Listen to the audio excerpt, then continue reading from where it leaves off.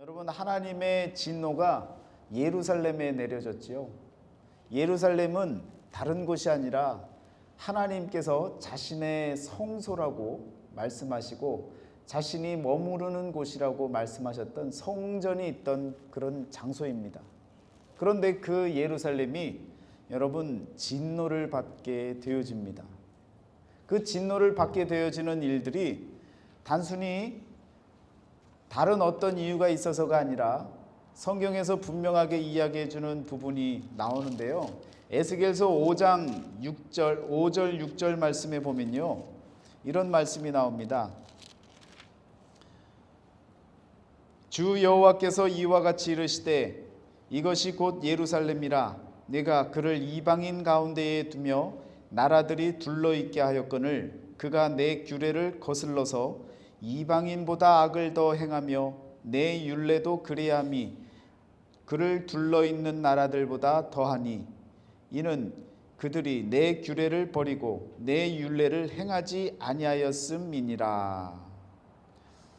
여러분, 하나님께서 예루살렘을 진노하시는 그 이유의 첫 번째가 무엇이냐면 하나님의 율례를 지키지 아니하고 이방인들의 율례를 더 지켜 나갔던 모습이었습니다.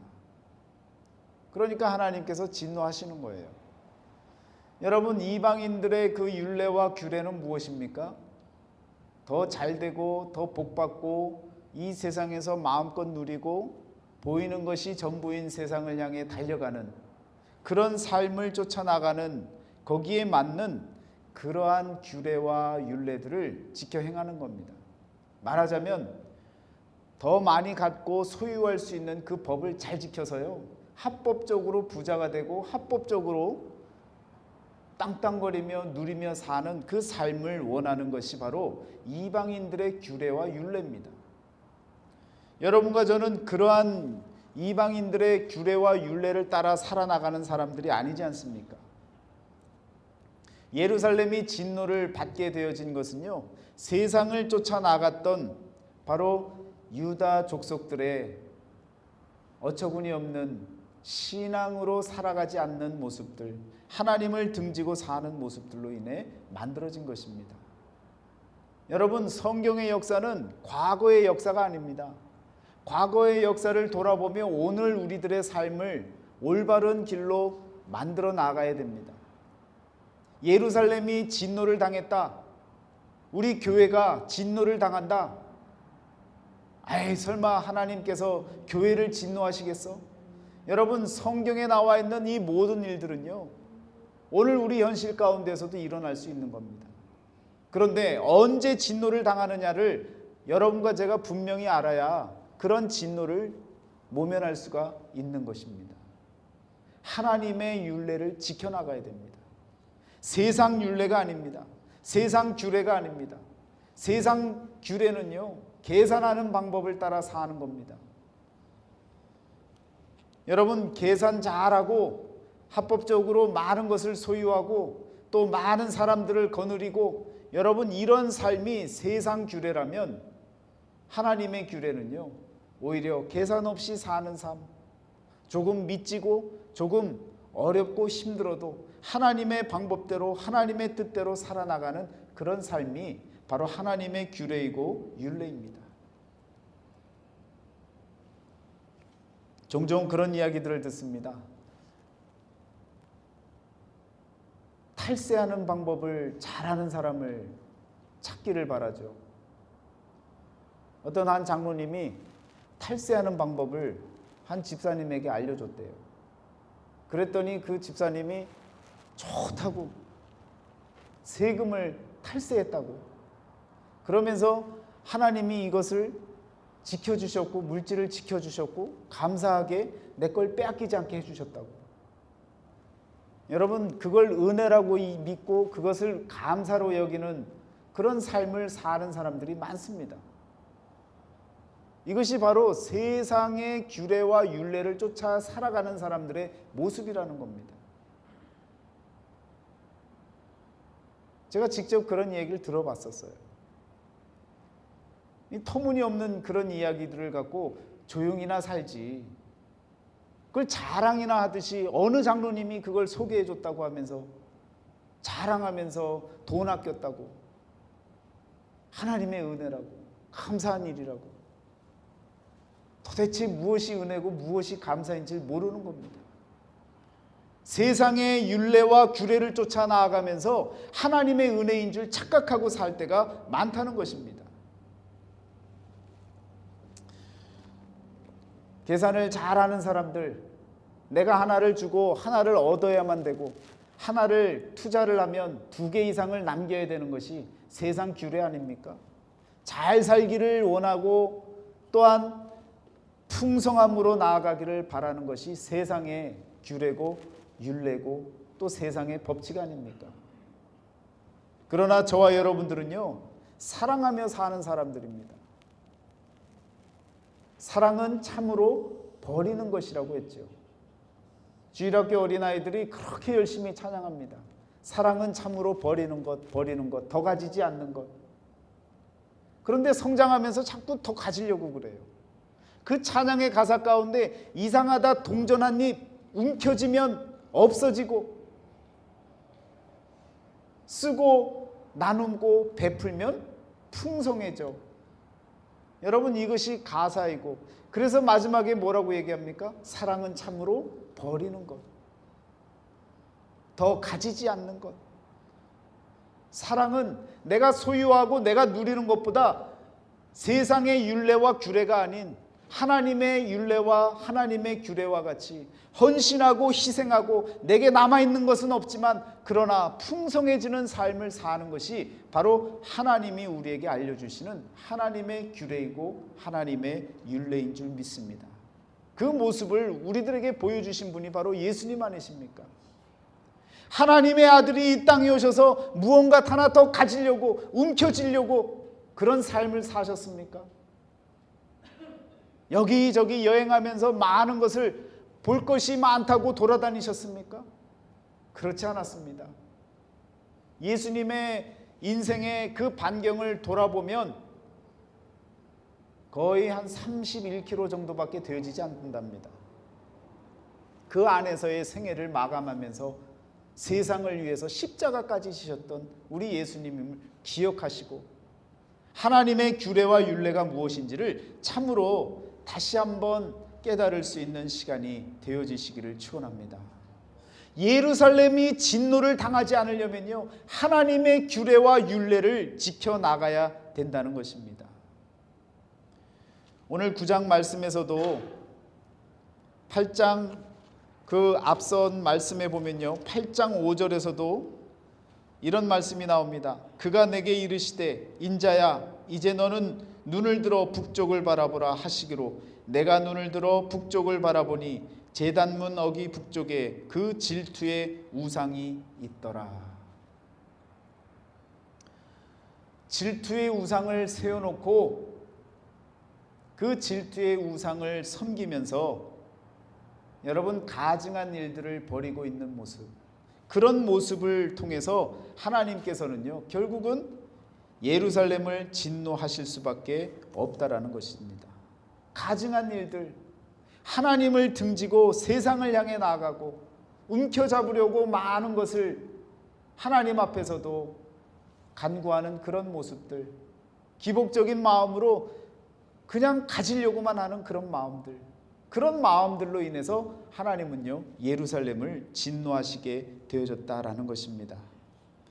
여러분, 에스겔서 5장 11절 말씀에 보면 또 한 가지의 이유가 나옵니다. 그것이 무엇이냐면 성소를 더럽혔기 때문입니다. 하나님께서 예루살렘을 진노하셨던 것은요 성전을 더럽혔기 때문이에요.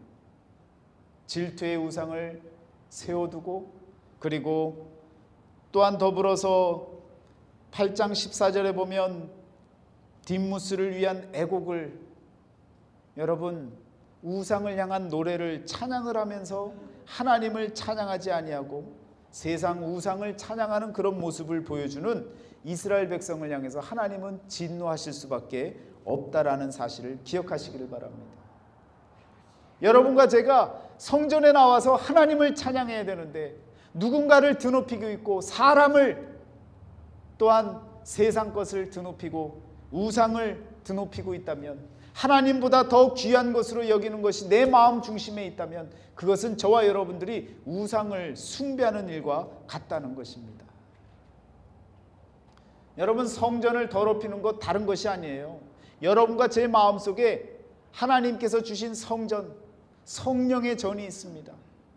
그 성령의 전 가운데에 악한 마음, 탐심의 마음, 세상 욕망들을 가득 담고 살아나가면요, 나는 성전에서 우상을 섬긴 일이 없어 라고 이야기할 수가 없다는 것입니다.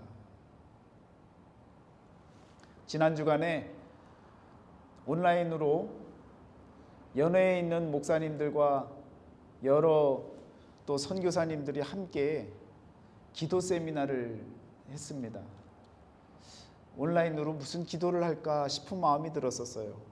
그런데 스바냐 3장 17절 말씀을 주제로 올려놓고, 그리고 함께 컴퓨터 앞에서 고개를 숙이고 함께 다 같이 합심해서 기도를 하는데요, 여러분, 은혜는 함께 모여서 이렇게 드려지는 예배 가운데서도 임하지만, 먼 곳에 떨어져 있는 사람들과 함께하는 마음, 하나된 마음으로 하나님께 매달리니까 그 가운데도 은혜가 임하더라고요. 한 목사님이 그러세요. 아주 연륜 있으시고 경륜 있으시고 또 큰 교회를 담임하시면서 열심히 후배 목사들에게 본이 되는 목사님이 그런 말씀을 하십니다. 내가 오늘 기도 세미나를 통해서 하나님 앞에 엎드려 기도하는데, 나로 인하여 즐거워하고 나로 인하여 기뻐하신다는 이 말씀 앞에 눈물이 나서 견딜 수가 없었다는 거예요. 지금까지 기도하면서 목회를 빙자한 탐욕, 탐심의 마음으로 하나님 앞에 외쳤을 뿐이지 진정한 기도를 드리지 못했었다라는 거예요.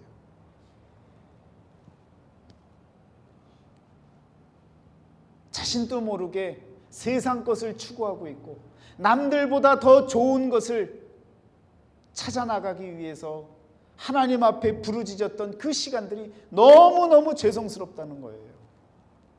그래서 마음에 회개의 기도가 터지고 눈물이 흐르고, 여러분, 성도들만의 문제가 아닙니다. 사역자들도요, 얼마나 많은 탐심으로 가득 찬 삶을 살고 있는지 모릅니다. 우리가 하나님 앞에 기도하지 않고요, 하나님 앞에 회개치 않으면요, 모두가 다 세상 것 바라고 사는 거예요. 무릎 꿇고 기도하기를 더디하고 오히려 하기 싫어하는 삶을 살아갈 수밖에 없는 것입니다. 하나님이 우리의 목적이 되어져야 되고요, 우리 인생의 목표가 되어져야 됩니다. 그런데 주객이 바뀌는 거예요. 하나님이 수단이 되어집니다. 내가 가질 것, 내가 누릴 것, 내가 움켜쥘 것, 그 모든 것을 위해서 하나님을 수단으로 사용할 때, 여러분, 우리는요, 하나님이 아닌 우상을 섬기기 시작하는 것입니다. 여러분, 그런 마음으로부터 돌아서야 되는 거예요. 하나님이 저와 여러분의 인생의 목표가 되어지셔야 됩니다. 우리 인생의 최대의 목적이 바로 하나님께 영광을 올려드리는 삶이 되어지셔야 된다는 말씀입니다.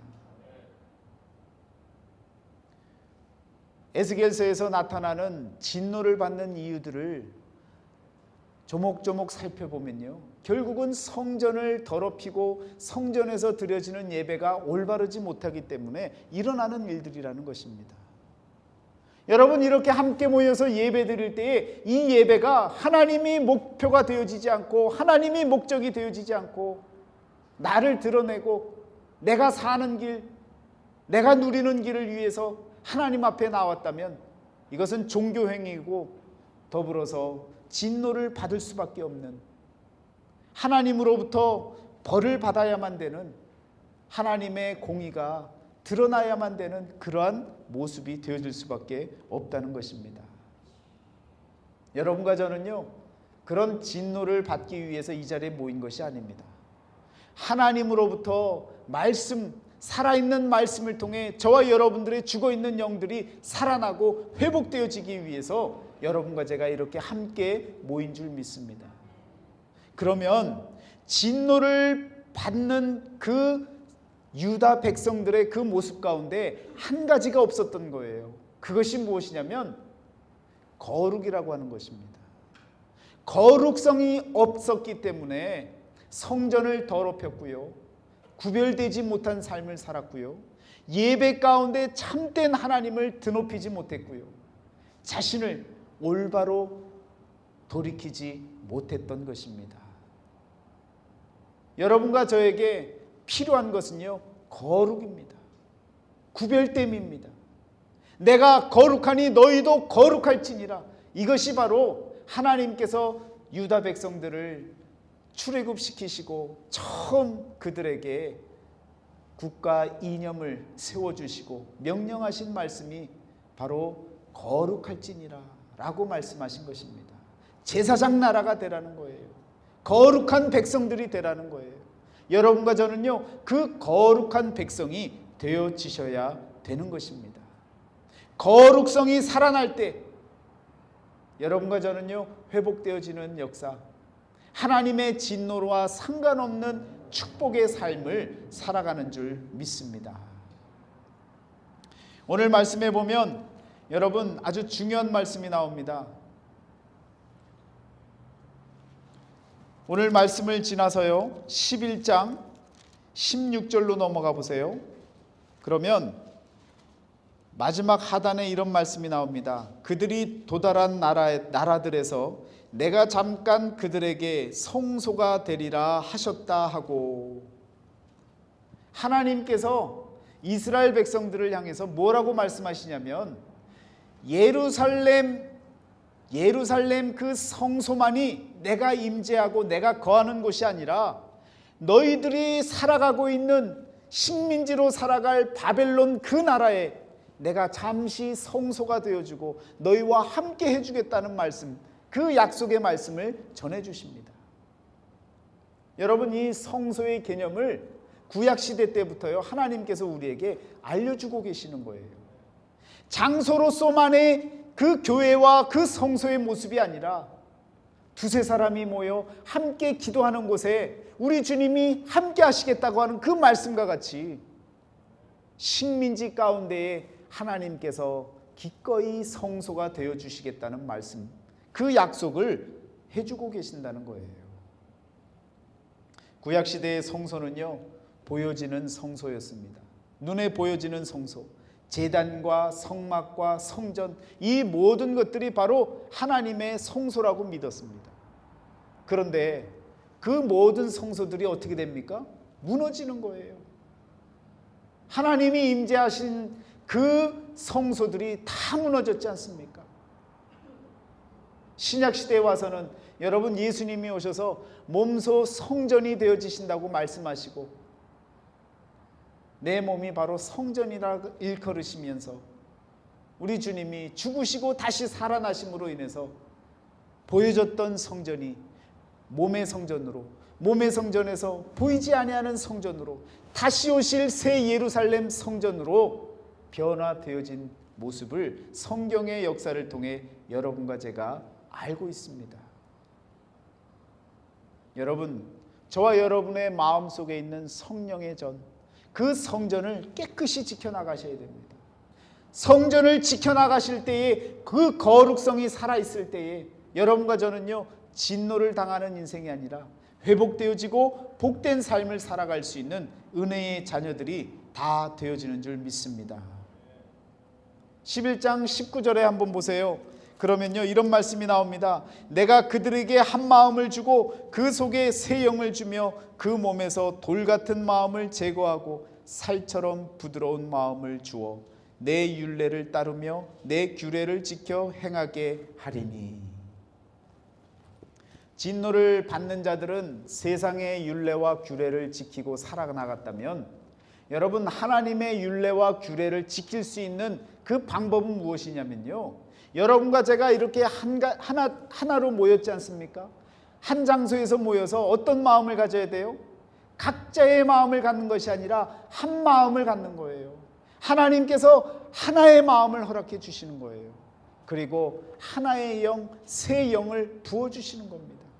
성령의 역사가 임하시는 그 자리에 함께하는 자들은요, 여러분과 제가 바로 하나님의 율례와 규례를 지킬 수 있는 길이, 그 방법이 저와 여러분들에게 열려지는 것입니다. 여러분과 저에게 새 영, 한 마음, 하나님이 주시는 귀한 마음을 통해서 돌 같은 마음이 이제는 제거되어지고 살처럼 부드러운 마음으로, 하나된 마음으로, 하나님의 영이 임하시는 귀한 마음으로 여러분과 저는요, 회복의 길로 나아갈 수 있는, 그 길을 선택할 수 있는 믿음의 삶이 되어져야 될 줄 믿습니다. 여러분, 진노와 회복의 경계에 서 있습니다. 여러분이 선택하시는 거예요. 하나 되는 마음, 그리고 새 영을 입은 마음, 그리고 돌같이 딱딱한 마음을 제거하고 살처럼 부드러운 마음을 갖고 나아가는 그 삶이 여러분 경계선에서 회복의 길로 나아가는 믿음의 삶이 되어지는 줄 믿습니다. 여러분 그 길로 힘껏 달려가시고 세상의 규례와 율례가 아닌 하나님의 규례와 율례를 따라서 나아갈 수 있는 믿음의 삶이 저와 여러분의 삶이 되어지셔야 될 줄 믿습니다. 오늘 본문 말씀에 보니까요, 모두가 다 진노를 받고 있는데에도 진노를 받지 않는 사람이 있습니다. 여러분, 하나님이 예루살렘을 진노하시는데도요, 그 가운데 진노를 피하는 사람들이 있다고요. 그가 어떤 사람이냐? 9장 4절 말씀에 나옵니다. 모든 가증한 일로 말미암아 탄식하며 우는 자. 여러분, 교회가 잘못된 길로 나아가면요, 마음이 슬퍼져야 돼요. 예배드리는 모습이 너무너무 하나님의 뜻과 상관없이 세상적으로 바뀌어져 나가면 우리의 마음이 슬퍼져야 되는 거예요. 교회 안에서 가증한 일들이 일어날 때 여러분, 우리가 탄식할 수 있어야 되는 겁니다. 여러분과 저의 눈에는요, 세상을 바라보며 눈물이 고일 수 있어야 되는 겁니다. 탄식하며 우는 자는요, 하나님께서 그들을 건드리지 않게 하시고 더 세상을 위해서, 하나님의 전을 위해서 기도하게 만들어 주십니다. 여러분, 기도하는 자, 영적인 민감성을 갖고 세상의 잘못된 불의들을 바라보며 탄식하며 눈물로 하나님 앞에 기도하는 자, 그들은 하나님의 진노 가운데서도 사는 역사가 있습니다. 기도의 자리를 찾아 나가시기를 축원합니다. 아침에 눈을 뜨면요, 여러분 아무리 바쁘셔도 기도의 자리를 잃지 마시고 잊지 마시고 그 자리에 나아가셔서 하나님 앞에 잠시라도 무릎 꿇고 세상을 향해, 또한 하나님의 영광을 드높이기 위해 탄식하며 우는 자의 기도로서 하나님 앞에 나아가시기를 축원합니다. 이것이 저와 여러분들을 하나님의 진노 가운데서도 살리는 길이 되어집니다. 더불어 진노와 회복의 경계선에서 회복의 길로 나아갈 수 있는 믿음의 자리가 되어지는 줄 믿습니다. 더욱더 하나님 앞에 나아갈 수 있는 거룩의 삶을 사는 믿음의 자녀들이 다 되어지시기를 주의 이름으로 축원합니다. 함께 기도하시겠습니다.